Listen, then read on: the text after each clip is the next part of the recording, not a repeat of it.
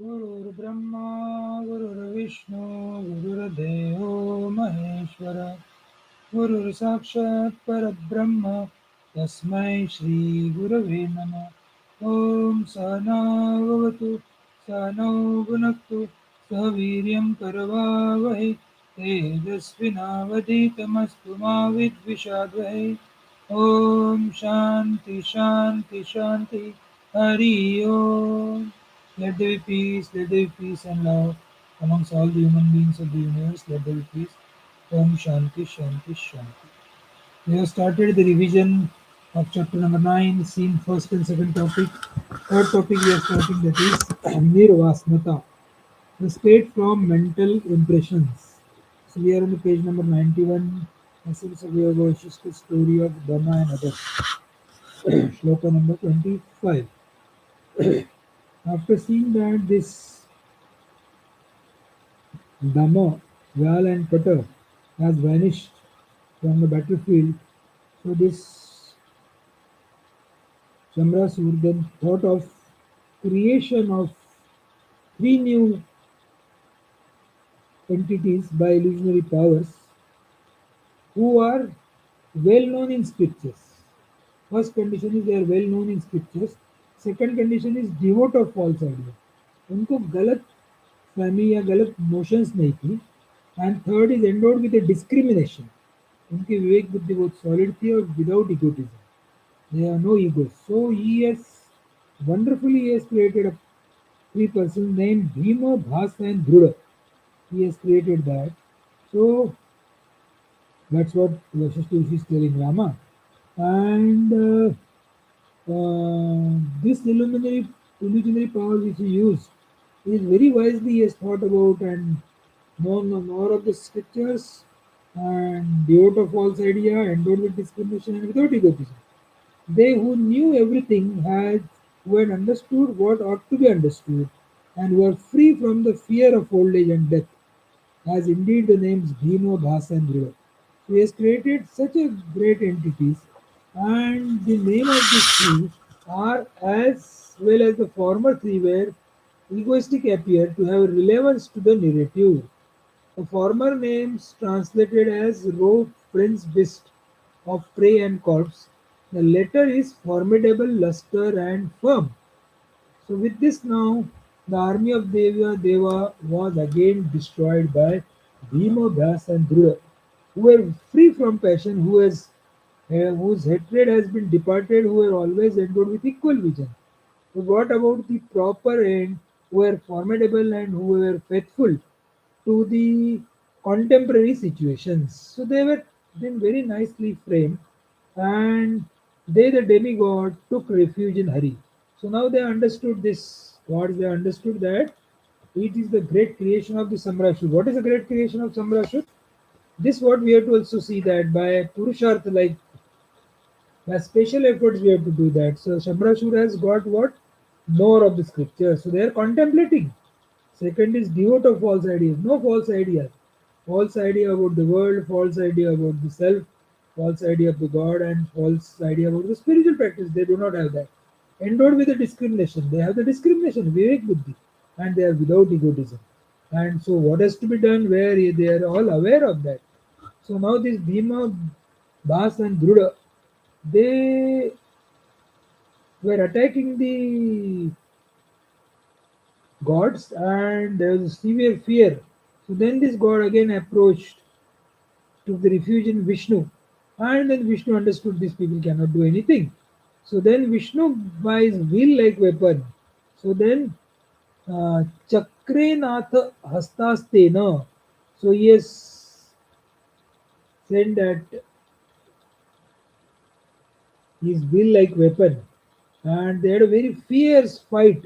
Vishnu and Bhima, Bhar and Kata, there, those great souls, devote of the mental impressions, went to the supreme tranquility. So they were knowing that they are just playing this role, Bhima, Bhasa and Druda, so that they wanted to attack and kill the devas, their role. But they were knowing heart in heart that they are not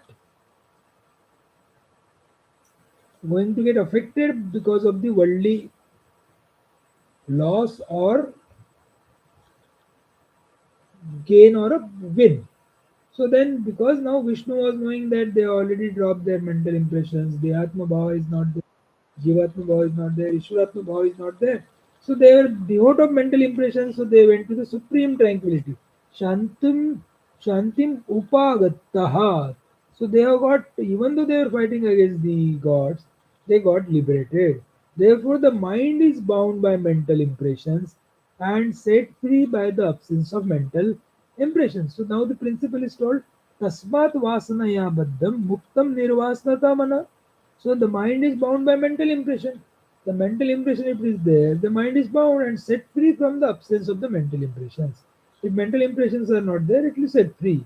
Mental impression melts away by the proper perception and by the meditation on the truth. So if we keep on contemplating by this method, what will happen? Slowly, slowly mental impression will be dropped down. So what we mean by that? We live as a normal human being in the same world which other peoples are living also. But there is no influence of this world on our mind. Because slowly, slowly what has happened is the thoughts or mental impressions getting dissolved, and that's why this more thinner, so mind get dissolved into the consciousness and only consciousness remains. So only chittakash remains, and likewise we remain there. On the delusion of mental impression, the mind is extinguished like a lamp without oil. So slowly the lamp starts diminishing when there is no oil. Similarly, mind without mental impression starts diminishing. There is only one remedy for the pain of this worldly existence, which causes all trouble. So all the trouble which is caused in a worldly existence, that is the restraint of one's own mind. So you have to restrain your own mind, that is only the solution. The desire of enjoyment is only bondage. So more and more enjoy for a desire keep you for enjoyment, it is a bondage. The renunciation of that is called as liberation.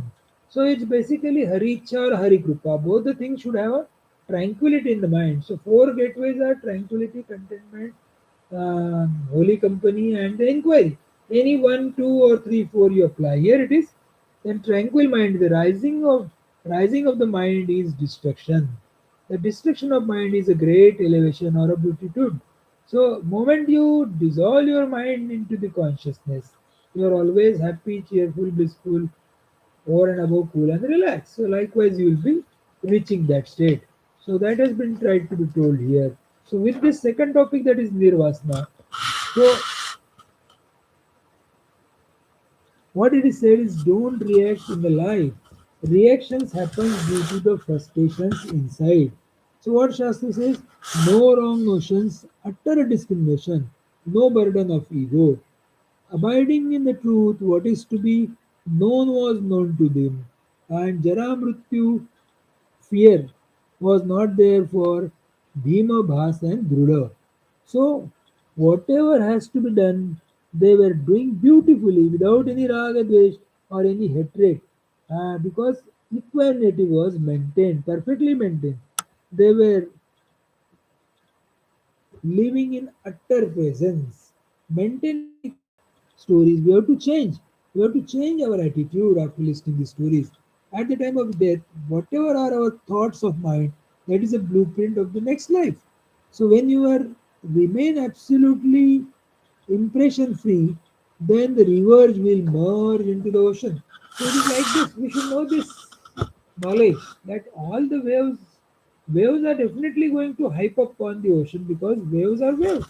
But when you ask the ocean, it will say, "Ki, where are the waves?" But when you ask the waves, it will say, yes, I have independent existence. I am a small wave, she is a big wave, likewise.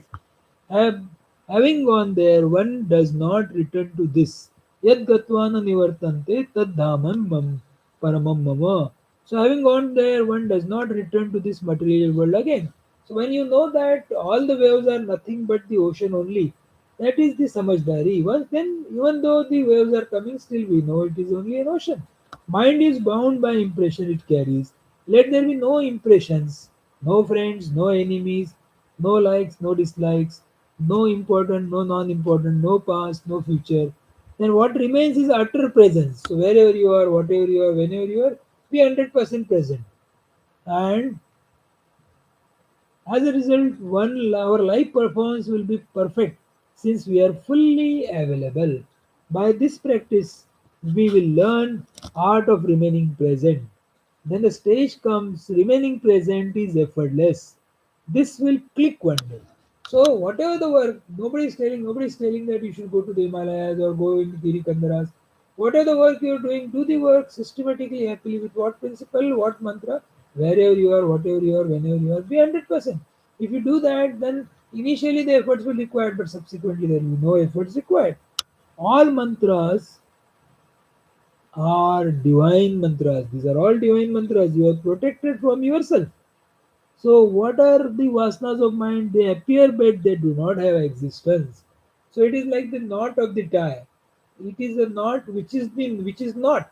Moment you take out your neck out of that tie knot, the knot opens up. So, it is the knot like that. So, like another example is wrinkles on the lungi. The wrinkles on the lungi, if you try to take out a this cleaning this thing and try to take out that on a pan, it will never come. But whereas you make the iron move on that, the wrinkles goes away. Where the wrinkle goes? Nowhere, because it is not there. It is seen, but it is illusionary. Likes, dislike, future plans have no existence. Consciousness with vasana is equal to mind. Nirvasana man is mukta, it is liberated.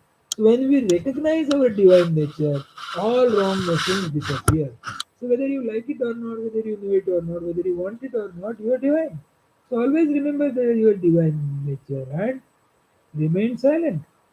So and simple. More we remain in this awareness, mind will remain calm and quiet. Like ice cube dissolves in water, mind will also dissolve in consciousness. Problems cannot be solved, that has to be dissolved. To get rid of samsara dukkha, miseries of relative world, is possible by control of our own mind. Mind should be available to us. Manacha break, uttam break. Yogi says what? In bondage, I want to do this. There is no end to it.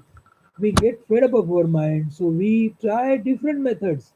So maybe for relaxation, cup of tea, or maybe nowadays new things has come up, uh, green tea, and likewise people take. But then it is not going to be a permanent solution or it. We die.